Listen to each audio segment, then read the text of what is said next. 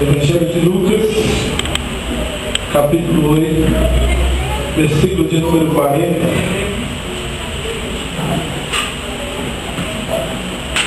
Se você não tiver uma Bíblia aí, pega uma carona com quem tem uma Bíblia do seu lado, para que você possa acompanhar a leitura.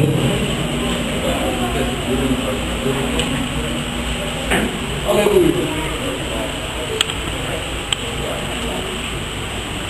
Quando se encontraram, digam graças a Deus.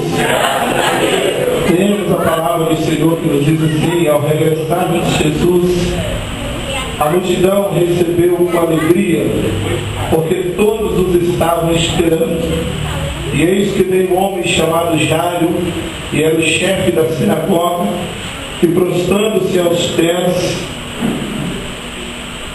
aos pés de Jesus, lhe suplicou que chegasse até a sua casa, pois tinha uma filha única de uns 11 anos que estava à beira da morte. 49. Falava ele ainda quando veio uma pessoa da casa do chefe da sinagoga, dizendo: tua filha já está morta, não incomodes mais o mestre. Mas Jesus, ouvindo isso, lhe disse: não temas, crê somente, e ela se salvará. E tendo chegado à casa, ninguém permitiu que entrasse com ele, senão a Pedro, Tiago e João, e bem assim também o pai e a mãe da menina. E todos choravam e pranteavam, mas ele disse: não choreis, ela não está morta, mas apenas dorme. E riam-se dele, porque sabia que a menina estava morta. Entretanto, ele, tomando-a pela mão, disse-lhe em voz alta: menina, levanta-te. E voltou-lhe o espírito, e ela imediatamente se levantou, e ele mandou que lhe trouxesse algo de comer. Seus pais ficaram maravilhados, mas ele lhes advertiu que a ninguém contasse o que havia acontecido. Pai, mais uma vez, graças te damos e bendizemos a Ti. Glorificamos a Ti, ó Deus, pela oportunidade de estarmos na Tua presença, ler na Tua palavra, e agora, quando vamos meditar na Tua palavra, aplica o Senhor a Tua palavra no nosso coração, em nome do Senhor Jesus. Aceite no seu lugar. Amém? Acho que agora já mandei levar. Acho que agora dá para todo mundo sentar e acomodar ali um pouquinho. Amém? Queridos, nós estamos extremamente felizes nessa noite com o Senhor, pelo privilégio que Ele está nos dando nessa noite de ampliar as nossas tendas. A nossa tenda já foi inaugurada há uns 2 anos, pouco mais de 2 anos, lá na entrada do Paulo VI, e durante esse período vem sendo trabalhado, vem sendo plantado, vem sendo regada, e agora Deus já começou a nos dar a oportunidade de acreditar no crescimento, porque o crescimento vem do Senhor. É como diz a palavra: um planta, o outro rega e o outro colhe, mas quem dá o crescimento é o Senhor. Há um tempo determinado para todas as coisas debaixo dos céus e em cima dessa terra. Eu estava falando com o Joel, porque no dia 21 de março do ano passado, nós estávamos inaugurando a congregação lá do Céu Azul, que hoje já está caminhando, como diz o pessoal, de vento e pouco. E Deus está abençoando ali aquele lugar. No próximo mês nós vamos fazer a festa de aniversário da congregação. E desde a primeira vez que eu coloquei os meus pés aqui em Lafayette, eu tenho falado com o presbítero Felipe e com os irmãos: esse lugar é pequeno. Para a gente orar para Deus mandar mais pessoas, a gente precisa de um lugar maior. E o ano passou e hoje nós estamos aqui, dia 20 de fevereiro, inaugurando um lugar um pouco maior. Porque ainda o nosso sonho é de chegar num patamar muito maior do que esse. Nós vimos uma lógica de cima, o preço dela um pouquinho além das nossas realidades. Mas um dia que nós vamos voar e vamos pousar lá na Avenida Central, lá em cima, num imóvel de 700 metros quadrados. Dá para colocar lá umas 500 cadeiras, umas 5, 6 salas para crianças. Isso é sonho. E a Bíblia diz que Deus gosta de quem sonha. Você tem sonho? Então sonhe grande. Porque sonhar dá trabalho, precisa dormir. Mas sonhar tem que dormir. Então sonhar um sonho pequeno não te leva ao desafio para grandes conquistas. Você não pode olhar o terreno e ficar com medo de plantar, pensando que não vai dar. O Eclesiastes diz, olha, quem olha para o tempo, não planta. Quem olha para a nuvem, não colhe. Porque tem medo de plantar, porque acha que a terra não é fértil, e na hora de colher fica com preguiça, pensando que o outro dia vai esperar. Mas a colheita se perde. Então há um tempo para tudo na nossa vida. E o texto que lemos diz que Jairo era um homem que estava vivendo um tempo de aflição, um tempo de angústia, um tempo de dor, um tempo de tristeza. Era o chefe da sinagoga, um homem que entendia e conhecia de leis, sabia a importância de ordens, e ele estava vivendo um momento de aflição. Então ele, quando viu Jesus, ele falou, eu quero convidar Jesus para ir na minha casa. Diga comigo, eu quero convidar Jesus para ir para a minha casa. Porque se Jesus for na minha casa, uma garantia eu tenho: o meu sonho pode se tornar realidade. Eu não sei qual é o seu sonho, mas eu sei que se você é o mesmo Deus que eu sirvo, Ele pode tornar o seu sonho realidade. Nós estamos aqui hoje inaugurando essa congregação, um espaço maior. O sonho já é de um espaço ainda maior. Por isso que o projeto é só de 2 anos, igual lá. Quando eu entrei aqui, o dono da loja falou assim, olha, aqui tinha uma academia e ela ficou de pouco tempo, porque ela cresceu tanto que eles tiveram que alugar uma grande loja lá para baixo, para o shopping, porque eles cresceram. Eu falei assim vai ser para a igreja. Então vamos fazer um contrato pequeno, porque a igreja também tem um espaço curto para crescer aqui nesse lugar. E daqui a pouco nós vamos passar para uma loja maior. E eu sou muito mais corajoso ainda. Eu disse para os irmãos que cabe aqui nessa cidade 4 igrejas renovadas. E se nós orarmos e trabalharmos, Deus vai nos dar os 4 cantos dessa cidade. Quando Jairo convidou Jesus para ir na sua casa, Jairo estava convidando a vida para voltar para a sua filha. Jairo sabia que a sua filha estava à beira da morte, então ele convida Jesus para ir para a sua casa, porque Jesus é a vida. Então ele tinha uma convicção: se Jesus for na minha casa, a vida vai chegar na minha casa e eu terei a minha filha de volta. Digo, meu irmão, se Jesus for na tua casa, Ele vai trazer vida nova na sua casa. Talvez a vida que está na sua casa está mal, está morrendo. Talvez a vida que está trabalhando na sua casa já não tem paz, não tem alegria. Então nessa noite, convida Jesus a entrar na sua casa para que Ele possa trazer nova vida na sua casa, para a glória do nome do Senhor. Segunda coisa que eu vejo nesse texto é que quando Jesus chegou perto daquela casa, a palavra diz que algumas pessoas foram até Jairo e disse: olha, não precisa incomodar mais o mestre, porque a tua filha já está morta. Queridos, quantas vezes nós vemos pessoas chegar para nós e falar assim: olha, não precisa tentar mais, isso não vai dar certo. Não precisa você gastar tempo, isso não vai para frente.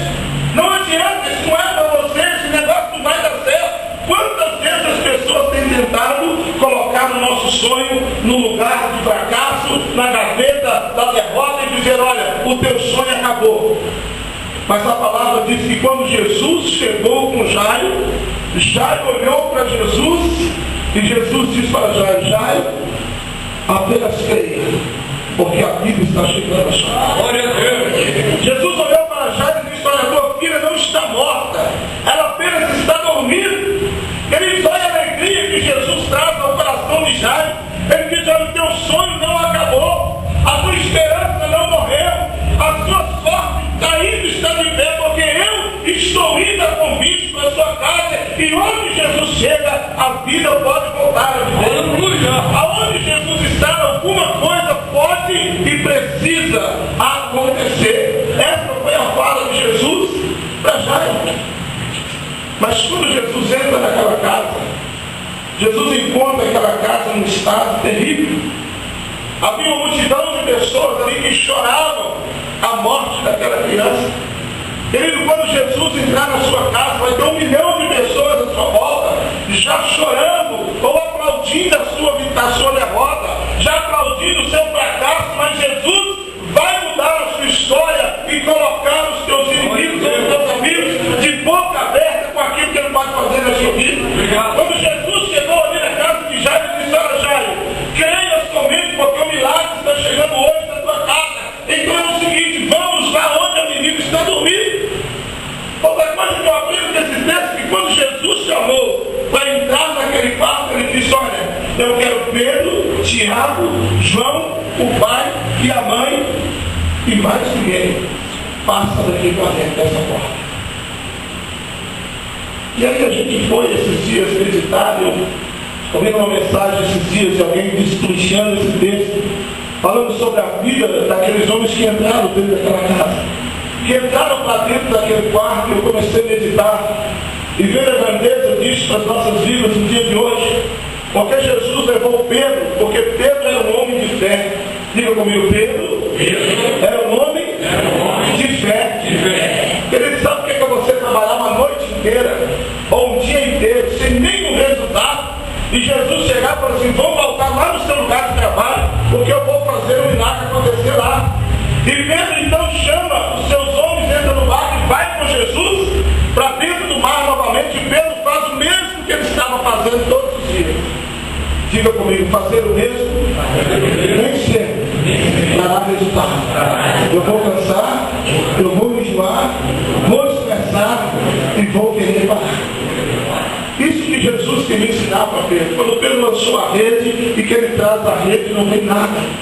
Jesus diz: Pedro, hoje comigo o negócio é diferente. Joga a rede do lado de cá. E ao meu sinal, você pode puxar a rede.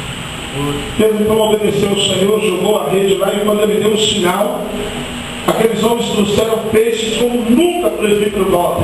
Eles tinham pescado na vida. Diga comigo, quando eu ouço e obedeço a voz do Senhor, eu experimento milagres que eu nunca experimentei na minha vida. Talvez você esteja acostumado a ver Deus fazer pequenos milagres e se conforma, se satisfaz com isso. Mas Deus, aquele que te escolheu, aquele que te chamou, Ele quer que você experimente com Ele grandes milagres sobrenaturais dele na sua vida. Foi por isso que Ele convidou Pedro para ir com ele à casa de Jairo. Quando Ele convida João para ir com ele convida um homem que tinha amor no coração para trazer vida. Ele precisava ter fé, ele precisava ter alguém que tinha amor, porque traria vida ao coração daquela criança novamente. Então ele convida João, o profeta do amor, para entrar com ele naquele barco. É interessante porque ele não chama o pastor Noel Mateus, que era o cobrador de impostos. Por que ele não convidou Lucas, que era o médico? A menina estava doente, ele poderia convidar Lucas, que era o médico, mas no momento ele precisava mostrar algo que era muito mais do que aquilo que a medicina pudesse fazer. De repente, se você convida algumas pessoas que já estão rotineiras, acostumadas a orar com você, a cantar com você, a coisa não vai fluir como Deus quer. Mas de repente você tem que convidar pessoas que vão atrair aquilo que você precisa conforme a necessidade de o que tem de milagre acontecer. Por isso é que ele levou João, o homem do amor. Ele precisava dizer que naquela casa reinaria o amor de Deus para fazer a. Aí ele convida Tiago. Tiago era um homem disciplinado. Precisava haver disciplina naquela casa. Precisava haver conserto naquela casa. Era a casa de um chefe, era a casa de um homem que era o chefe da sinagoga. Um homem de exemplo, mas ainda precisava ter disciplina para reconhecer o poder de Deus através de Jesus Cristo ali naquele lugar. Diga comigo, para que haja milagre na minha casa, tem que haver um homem que traga vida, um homem que traga fé, um homem que traz o amor e um homem que traz a disciplina. Por que então Jesus chamou a mãe? Quantas mães tem aqui? Qual é a mãe que vai deixar o filho perder a razão? Qual é a mãe que perde a razão? O filho pode estar mais errado possível, que ela vai lutar defender com todo carinho e amor aquilo que saiu do seu tempo. Ele tinha que levar alguém que tinha razão. Ele disse: olha, vai haver milagre porque há razão. Quando Deus olhar lá no fundo do seu coração e enxergar o teu gemido, a tua dor, as tuas lágrimas, como alguém que tem razão daquilo que está fazendo, pode ter certeza que o milagre vai acontecer. E aí ele chama o pai. Quem é o pai? O pai é o dono da emoção. Homem só chora quando fica emocionado. Homem não chora à toa. Mulher é quebrantada. Mulher, se está tudo bem, ela chora. Se está tudo ruim, ela chora. Se está tudo mais ou menos, ela chora. Com qualquer coisinha, ela chora. Agora, homem não. Homem só chora quando ele é tomado pela emoção. Uma emoção que seja forte. Algo que realmente vai lá no seu íntimo e mastiga o seu íntimo e diz para ele: você não tem mais força do que eu. Aí eles precisavam chorar.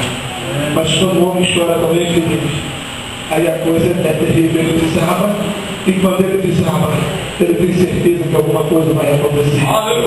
Então diga comigo: naquele dia, na casa de Jairo, entrou Jesus, porque ele é a vida. Entrou Pedro, porque era um homem de fé. Entrou João, porque representava o amor. Entrou Tiago, que representava a disciplina. Estava a mãe, porque era dona da razão. E estava o pai, que era dotado de emoções. Jesus então faz ali o seu momento de adoração ao Senhor, e ele chama aquela menina pelo nome e diz: olha, menina, ou Talita cumi. Ele diz: levanta. E aquela menina imediatamente se levantou. Diga comigo: quando Deus entender qual verdadeiramente é a sua necessidade de milagre, Ele vai chamar pelo nome e vai trazer o milagre sobre a sua vida. Queridos, nós estamos aqui porque nós acreditamos que Deus nos plantou aqui para ser o lugar de milagre neste lugar. Deus nos colocou aqui para ser um lugar de milagre. Aqui será um novo hospital de Deus em Conselheiro Lafayette. Nós seremos os enfermeiros e vamos cuidar das primeiras coisas, dos primeiros sintomas, e depois dizer: Senhor, aqui está. Agora é com o Senhor. Faça a limpeza completa para que o milagre possa acontecer. E eu quero finalizar dizendo: quando Jesus chamou aquela menina, ele virou para os seus pais e disse: olha, dê alimento para ela. Você já parou para pensar e para perceber que toda vez que você dorme, você acorda com fome? Você pode comer o que for na hora de dormir, mas quando a gente acorda, o organismo já trabalha dizendo: é hora de comer alguma coisa. Então Jesus estava dizendo para os pais daquela menina: olha, ela estava dormindo, e o sinal de quem dorme é acordar com fome. Então dê comida para ela. E sai lá fora e não fala para ninguém o que aconteceu. Aí foi uma das coisas mais difíceis que Jesus pediu para aquela família. Quando Jesus faz um milagre na nossa vida, mesmo que ele disser para nós: não conta para ninguém, a gente tem que ser um fofoqueiro espiritual. Porque só vai ser fofoqueiro se for espiritual. Você chegar no outro dia lá e dizer assim: olha, Deus me curou. Glória a Deus. Eu estava enfermo e Deus me curou. Eu estava com a porta fechada e Deus abriu a porta. Eu estava desenganado e Deus desenganou e me desenganou. E hoje eu sou liberto e transformado para a glória do Senhor. Olha, eu tenho que testificar, porque onde eu estava angustiado, hoje o meu coração se alegra, porque o Senhor é a minha alegria, e a alegria do Senhor é a minha força. É uma das coisas mais difíceis dizer para alguém: não dá testemunho daquilo que Deus te deu. É tanto que quando Jesus ressuscitou e os homens e as mulheres chegaram para ver Jesus, a primeira coisa que aquelas mulheres fizeram foi correr até onde os discípulos estavam e dizer que o corpo de Jesus não estava lá mais.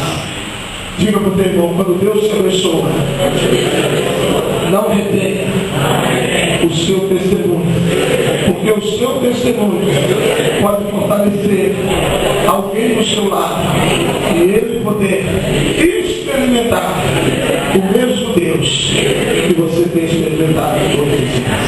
Curva a tua cabeça e fecha os seus olhos. Glória a Deus!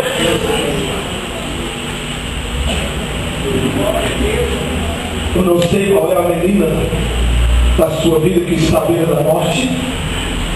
Eu não sei o que é que você veio buscar aqui hoje. Talvez um dia de festa, tinha que falar lá no Salmo 100, celebrar com júbilo ao Senhor todos os moradores da terra, servir o Senhor com alegria e apresentar diante deles com canto. Sabeis que o Senhor é Deus, foi Ele quem nos fez, e deles somos, e somos o seu povo e ovelha do seu pastoreio.